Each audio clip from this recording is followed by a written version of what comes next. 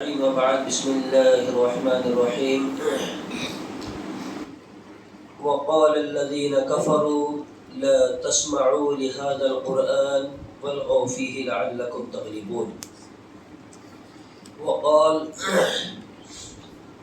لا يأتيه الباطل من بين يديه ولا من خلفه تنزيل من حكيم حميد. تمام قسم کی تعریفات اللہ رب العزت ہی کے لیے لائق وسلم. حاضرین، بعد نماز تراویح کے درس قرآن کا جو سلسلہ الحمدللہ جاری ہے، تو اس میں آج کی تراویح کے اندر 24واں پارہ آدھا اور 25واں پارہ آدھا سنا گیا ہے. تو اس مکمل ایک پارے کے اندر سب سے پہلے تو اللہ تبارک و تعالیٰ کی ذات اور اللہ رب العزت کی شان اور بہت ساری وہ بڑی بڑی نعمتیں جو انسان کو حیرت میں ڈال دیتی ہے، ان ساری چیزوں کا بیان ہے. اور ساتھ ہی اس پارے کے اندر جو ہے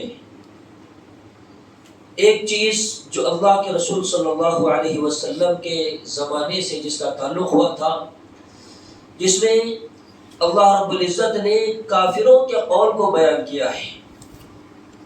فرمایا وَقَالَ الَّذِينَ كَفَرُوا لَا تَسْمَعُوا لِهَذَا الْقُرْآنِ وَالْغَوْا فِيهِ لَعَلَّكُمْ تَغْلِبُونَ. اس آیت کریمہ کے اندر اللہ رب العزت نے کافروں کے قول کو نقل کیا ہے. وہ کافر جو آپ صلی اللہ علیہ وسلم کو ہمیشہ اپنی دعوت سے روکنے کی کوشش کرتے رہے ہیں. آپ صلی اللہ علیہ وسلم جہاں کہیں بھی اور جب بھی لوگوں کو قرآن کا پیغام سناتے، قرآنی آیات پڑھ کر سناتے، تو یہ لوگ جو ہے اس آواز کو ہمیشہ دبانے کی کوشش میں لگے رہتے تھے. اسی چیز میں یہاں پر بیان کیا گیا ہے وَقَالَ الَّذِينَ كَفَرُوا لَا تَسْمَعُوا، اور کہا کافروں نے کہ لا تسمعوا لهذا القرآن، اس قرآن کو مت سنو، اس قرآن کو نہ سنا جائے. وَالْغَوْا فِيهِ لَعَلَّكُمْ تَغْلِبُونَ، اور جب یہ محمد صلی اللہ علیہ وسلم اس قرآن کو لوگوں کو سنانے لگے تو تم لوگ جو ہے شور و غل مچایا کرو، چلایا کرو، زور زور سے آوازیں کیا کرو، تاکہ محمد کی آواز جو ہے لوگوں کے کانوں تک نہ پہنچے، اور اتنا شور مچاؤ کہ تم لوگ جو ہے غالب آ جاؤ. تو یہ کافروں کا قول. اور اسی چیز کو اللہ رب العزت نے دوسرے مقام پر فرمایا ہے وَإِذَا قُرِئَ الْقُرْآنُ فَاسْتَمِعُوا لَهُ وَأَنصِتُوا لَعَلَّكُمْ تُرْحَمُونَ. یہ آیت کریمہ بھی مکی ہے، اور یہ جو آیت کریمہ پڑھی گئی ہے یہ بھی مکی آیت کریمہ ہے.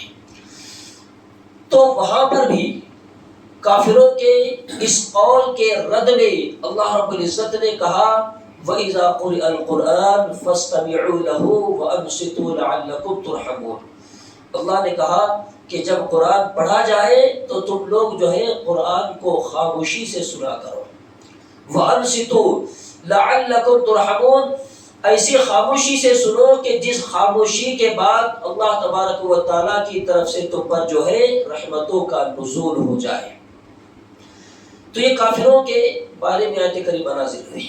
لیکن قرآن مجید کی تفسیر، قرآن مجید کا شان نزول اور قرآن مجید کی کسی بھی آیت کو کسی بھی مقام پر فٹ کرنا یہ نادانی ہے، خواب خیالی ہے، بلکہ اللہ تبارک و تعالیٰ کے اس کلام میں جو ہے وہ تحریف کرنا ہے.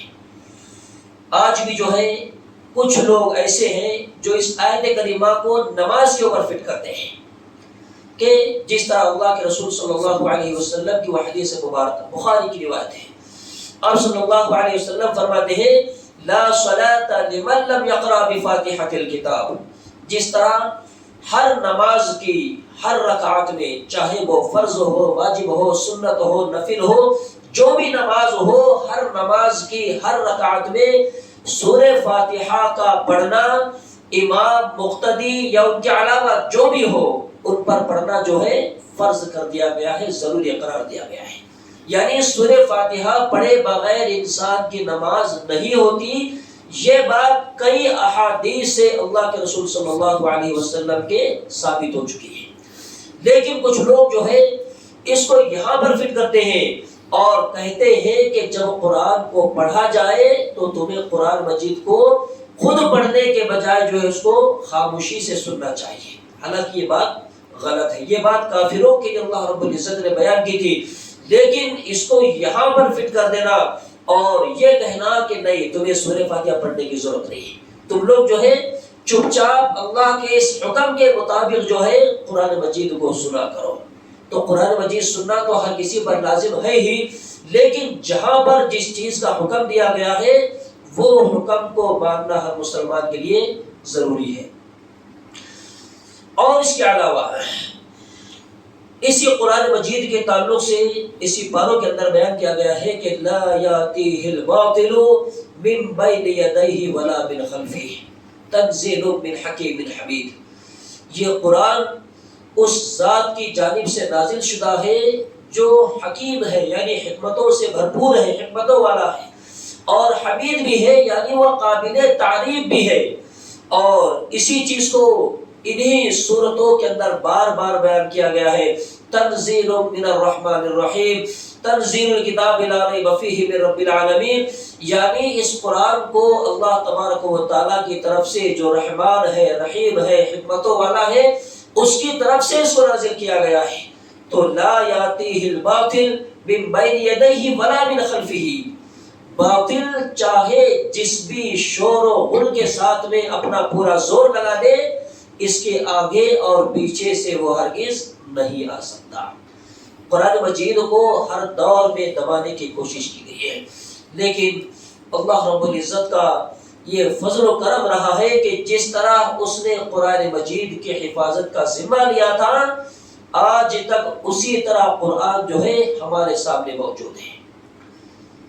آج سے تقریباً 50 60 70 سال پہلے جب انگریزوں کی اس ملک پر حکومت تھی تو انگریز لوگ جو ہے جہاں کہیں بھی قرآن مجید کے نسخوں کو دیکھتے اس کو فوراً جلا دیتے۔ تو قرآن مجید کو جلانے، قرآن مجید کو ختم کرنے کی ناپاک کوششیں بہت زیادہ کی گئی اور ہر دور میں کی گئی ہے۔ تو انگریزوں نے جو ہے اپنی ایک مخصوص ٹولی بنا لی تھی کہ جس مسجد میں، جس مدرسے میں، جس بھی مکان میں اور جس جگہ بھی قرآن مجید کا جو بھی نسخہ ملے اس کو فوراً جلا دیا جائے، اور لوگ جو ہے اس پر عمل کرتے رہے۔ لیکن علماء دیوبند اس وقت موجود تھے، ان میں سے کسی عالم دین نے جو ہے کچھ انگریزوں کو جو ہے اپنے مدرسے میں لے کر آئے۔ مدرسے میں لانے کے بعد میں ان سے کہا کہ تم قرآن مجید کو کہاں تک ختم کرو گے؟ اور پھر چھوٹے چھوٹے بچے جو ہے انہوں نے بلائے اور ان سے کہا کہ پڑھیے قرآن مجید۔ بچے جو ہے پورے فراٹے کے ساتھ میں قرآن مجید پڑھ رہے ہیں۔ انہوں نے کہا ایسے لاکھوں کروڑوں سینے ہیں جس نے قرآن مجید کو اپنے اندر محفوظ کیا ہوا ہے۔ قرآن مجید کو جلانے سے کیا فرق پڑنے والا ہے؟ کتنے سینے چاک کرو گے، کتنے لوگوں کی جان لو گے؟ یہ اللہ کا کلام ہے جو کبھی ختم ہونے والی چیز نہیں ہے۔ تو بہرحال اس کی ہر دور میں کوشش کی جاتی رہی ہے، لیکن اس کے بالمقابل ایمان والے جو اپنے ایمان پر ثابت قدم تھے اور انہوں نے اس چیز کا بھرپور طریقے سے جو ہے اس کا مقابلہ کیا اور اپنی اولاد کو بھی قرآن مجید کی تعلیم و تربیت دیتے رہے، اور اللہ نے ان لوگوں کے ذریعے سے قرآن مجید کو آج بھی زندہ رکھا ہوا ہے۔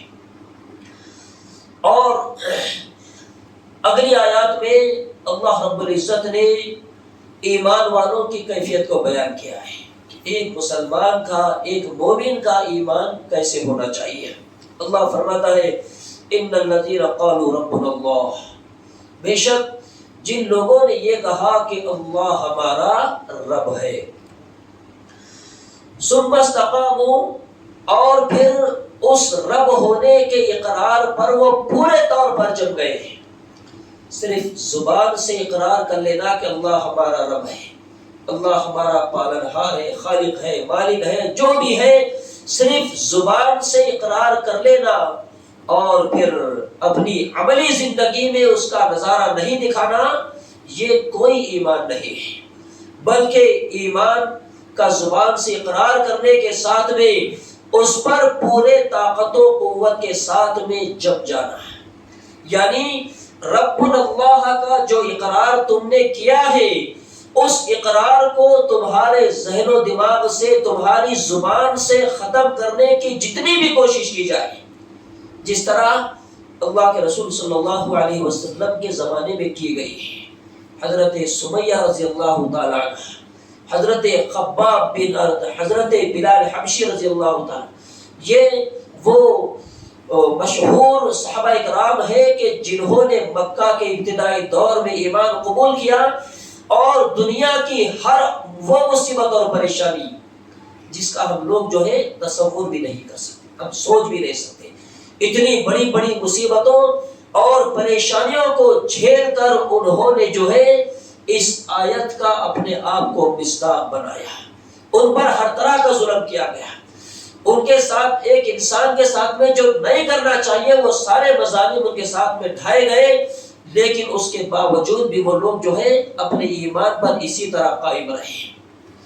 تو جو یہ کہے کہ اللہ ہمارا رب ہے اور پھر اس پر پورے سختی اور پابندی کے ساتھ میں جب جائے، تتنزل علیہم الملائکہ، اللہ رب العزت جو ہے اس پر ملائکہ کا نزول کرتے، فرشتوں کا نزول کرتے، رحمت والے فرشتے ان پر جو ہے رحمتیں لے کر آتے ہیں، اور ان کو یہ کہا جاتا ہے کہ اللہ تخافوا ولا تحزنوا وابشروا بالجنۃ التي كنتم توعدون۔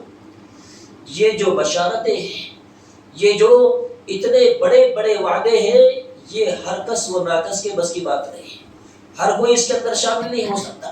فرشتے ان لوگوں سے کہتے ہیں کہ غم نہ کرو، اللہ تخافوا ولا تحزنوا، ڈرنے کی، غم کرنے کی، پریشان ہونے کی کوئی ضرورت نہیں ہے۔ تمہارے اوپر چاہے جتنے مظالم ڈھائے جائیں، تمہارے ساتھ جتنا برا سلوک کیا جائے، تمہیں غم کرنے کی، ڈرنے کی، کمزور پڑنے کی، اپنے آپ کو کمزور دکھانے کی کوئی ضرورت نہیں ہے۔ تو یہ جو ہے ایمان والوں کے ساتھ میں اللہ تبارک و تعالیٰ کی جانب سے خصوصی مدد ہوتی ہے۔ آج بھی کروڑوں کی تعداد میں ایمان والے ہیں، لیکن کوئی کسی کے چپل سے، کوئی کسی کے آنکھوں کے اشاروں سے، کوئی کسی کی دھمکی سے، کوئی کسی کے گولی سے ڈر رہا ہے، جبکہ ایمان والے جب تک اپنے ایمان پر صحیح طور پر ثابت قدم رہیں گے، اللہ تبارک و تعالیٰ کی مدد کا پورا وعدہ ہے، اور یہی وعدہ ایمان والوں سے کیا گیا۔ ایمان والے اس پر اترے، اللہ تبارک و تعالیٰ نے یہ سارے وعدے دنیاوی زندگی کے اندر ان کے ساتھ پورے کر دیے، اور ساتھ میں یہ بھی کہا جاتا ہے وَأَبْشِرُوا بِالْجَنَّةِ الَّتِي كُنتُمْ تُوعَدُونَ۔ ان ظلم و زیادتی میں اور ان مظالم کے ساتھ میں اگر تمہاری موت واقع ہو جاتی ہے تو تمہیں ڈرنے، غم کرنے کی ضرورت نہیں ہے، تمہارے لیے وہ جنتیں ہیں جس کا تم سے وعدہ کیا گیا ہے۔ نحن اولیاؤکم فی الحیات الدنیا وفی الآخرہ، ہم تمہارے دنیا اور آخرت دونوں جگہ میں دوست ہیں۔ فرشتے جو ہے اپنی دوستی کا ان کو دلاسا دیتے ہوئے کہتے ہیں کہ ہم تمہارے ساتھ ہیں، تمہیں ڈرنے گھبرانے کی کوئی ضرورت نہیں ہے۔ وَلَكُمْ فِيهَا مَا تَشْتَهِي أَنفُسُكُمْ وَلَكُمْ فِيهَا مَا تَدَّعُونَ، جن جن چیزوں کا تم سے وعدہ کیا گیا ہے اور جو جو چیزیں تمہارے نفس کو پسند آئیں گی، وہ ساری چیزیں تمہیں جو ہے وہاں پر دے دی جائیں گی۔ تو یہ وعدہ جو ہے ان ایمان والوں کے ساتھ میں ہے جنہوں نے دل زبان سے، اپنے پورے وجود سے اللہ کے رب ہونے کا اقرار کیا۔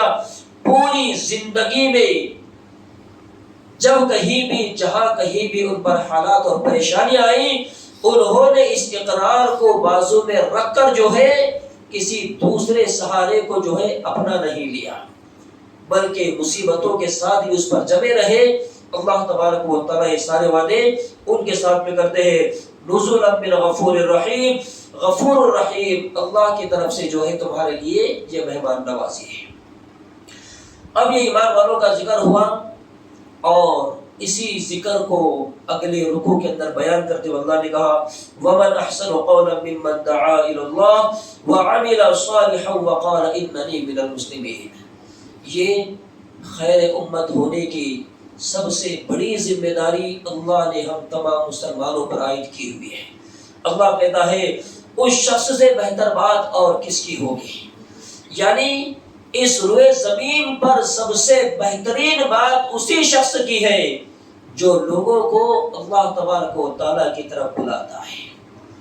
اس طرح کی کوئی آیت، کوئی حدیث اور دوسری جگہ موجود نہیں ہے۔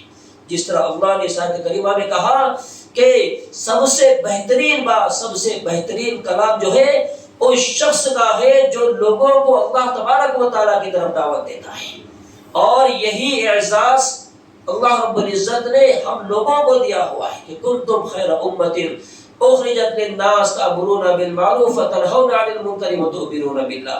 اللہ پر ایمان رکھتے ہوئے لوگوں کو شرک کی برائی سے روکنا اور لوگوں کو اللہ کی وحدانیت کی طرف دعوت دینا، اسی بنیاد پر اللہ نے تمہیں جو ہے دنیا کی ساری قوموں میں سب سے اونچے مقام پر رکھا ہوا ہے۔ وَلَا تَسْتَوِي الْحَسَنَةُ وَلَا السَّيِّئَةُ ادفع بالتي هي احسن۔ اچھائی اور برائی دونوں جو ہے برابر نہیں ہو سکتے، لہذا تم لوگ جو ہے برائی کو اچھائی کے ذریعے سے دفع کرو۔ برائی کا مقابلہ جو ہے اچھے سے کرنا ہے۔ کوئی اگر ہمارے ساتھ میں اگر برا سلوک کرتا ہے، کسی کا اگر ہمارے ساتھ میں برا رویہ ہے تو اس نے پتھر مارا تو ہم بھی اس کو اینٹ مارے، ایسا ہرگز نہیں ہونا چاہیے۔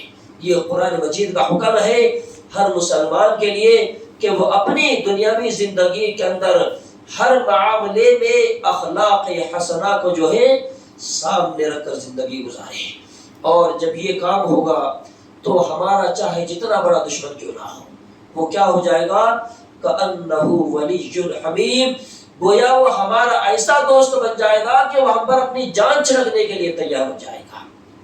اور یہی چیز دعوت اللہ کے ذریعے سے جو ہے ہمیں حاصل ہو سکتی ہے۔ تو یہ ہماری ذمہ داری، اگر اللہ نے ہمیں رب اللہ کے اقرار سے اگر مالا مال کیا ہو، اللہ نے اگر ہمیں توحید کی دعوت، توحید کی دولت سے اگر نوازا ہے، اور ہم قرآن و سنت پر اگر جمے ہوئے ہیں، تو ہم تمام مسلمانوں کی ذمہ داری بنتی ہے کہ ہم اسی بات کو لے کر جو ہے اپنی قوم کے درمیان میں جائیں، اور اس کے بعد میں ہمارے ساتھ جو بھی معاملات ہوں گے اللہ رب العالمین جو ہے ان معاملات میں ہماری بھرپور مدد فرمانے والے ہیں۔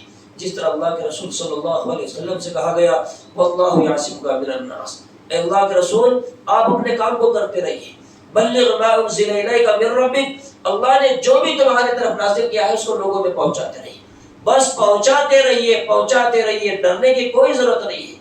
پولیس کیا کرے گی، اور نہ جانے کتنی غیر قومیں جو مسلمانوں کو نشانہ بنائے ہوئے ہیں، وہ ساری قومیں کیا کر لے گی، اس سوچ کے ساتھ میں دعوت دینا نہیں ہے۔ واللہ یعصمک من الناس، اللہ لوگوں سے تمہاری حفاظت کرنے والا ہے۔ جب اللہ کی طرف سے حفاظت کا پروانہ ہم کو مل چکا ہے تو دعوت اللہ کے کام کو یہ سوچ کر چھوڑ دینا کہ ہم کیسے دعوت دیں گے، لوگ کیا کہیں گے، لوگ ماریں گے، لوگ ناراض ہوں گے، یہ سب بیکار کے بہانے ہیں۔ تو ہم کوشش کریں خیر امت ہونے کے ناطے ہم اپنی ذمہ داری کو سمجھیں، اللہ دنیا میں بھی ہمیں سرخرو کرے گا اور انشاءاللہ آخرت میں بھی کامیاب کرے گا۔ اللہ تعالیٰ سے دعا کرتے ہیں الہ العالمین قرآن مجید کے اندر اس طرح کے جتنے بھی احکامات بیان کیے گئے ہیں، اللہ ان سارے احکامات پر صحیح معنوں میں ہم تمام کو عمل کرنے کی توفیق عطا فرمائے۔ اللہ رب العالمین قرآن مجید کو پڑھنے، سیکھنے، سکھانے، سننے اور اس کو یاد کرنے اور اس پر عمل کرنے اور اس کے پیغام کو لوگوں تک پہنچانے کی ہم تمام کو توفیق عطا فرمائے۔ آمین وآخر دعوانا۔